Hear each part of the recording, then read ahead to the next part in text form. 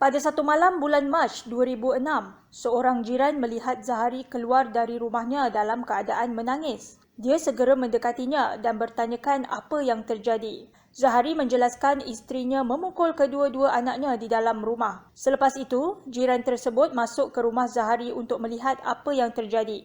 Dia kemudian terkejut apabila melihat isteri dan 3 anak Zahari terbaring di lantai tidak bernyawa. Apakah sebenarnya yang berlaku? Ikuti kupasan selanjutnya. Muhammad Zahari Embong, seorang kontraktor, telah berkahwin dengan Marziah Mansor.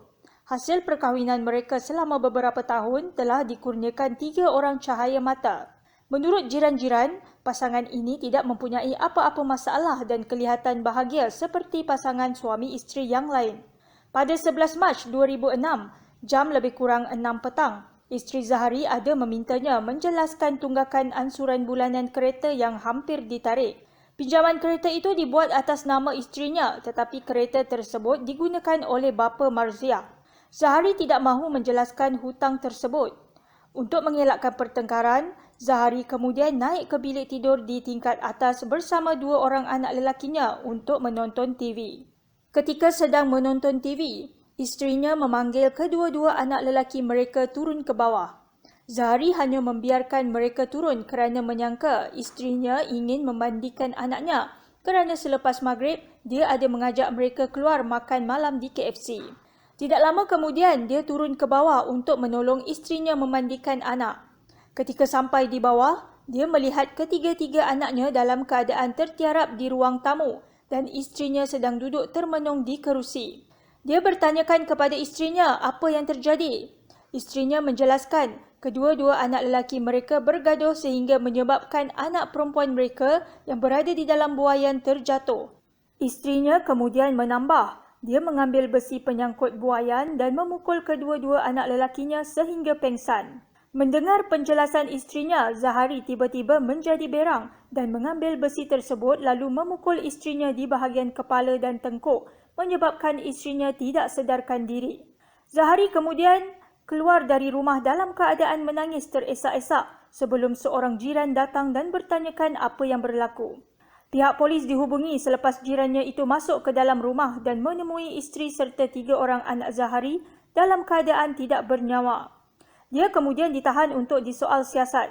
Kes disiasat mengikut Seksyen 302 Kanun Keseksaan kerana membunuh yang mana jika disabitkan kesalahan, boleh dikenakan hukuman mati.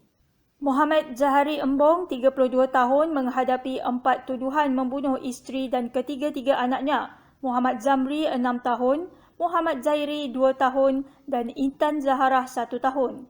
Mengikut kertas pertuduhan, dia didakwa membunuh semua mangsa pada 11 Mac 2006 antara 7 malam hingga 8.40 malam di sebuah rumah di Jalan Pulasan 29, Taman Kota Masai, Johor.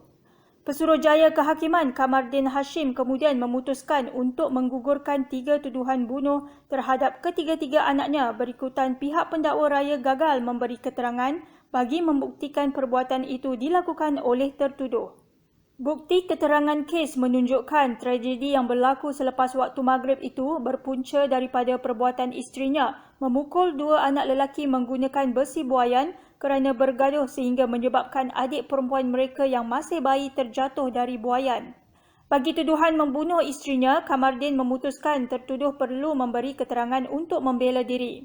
Bagaimanapun, pihak pendakwaan kemudian meminda pertuduhan dari Seksyen 302 Kanun Keseksaan kepada Seksyen 304(A) Kanun Keseksaan pada akhir kes pembelaan apabila peguam tertuduh G. Subramaniam Nair bersama-sama Ebrina Zubir menghujahkan anak guam mereka tiada niat membunuh Marziah tetapi bertindak memukul isterinya kerana provokasi mengejut selepas melihat ketiga-tiga anak mereka terbaring tidak sedarkan diri. Mahkamah Tinggi Johor Bahru kemudian menjatuhkan hukuman penjara 12 tahun selepas tertuduh mengaku bersalah atas tuduhan pindaan itu. Tertuduh yang kehilangan isteri dan 3 anak dalam kejadian itu diperintah menjalani hukuman penjara bermula pada tarikh tangkapan pada 11 Mac 2006. Subscribe channel Detektif Mina untuk mengikuti kisah-kisah lain yang menarik selepas ini. Sekian, terima kasih.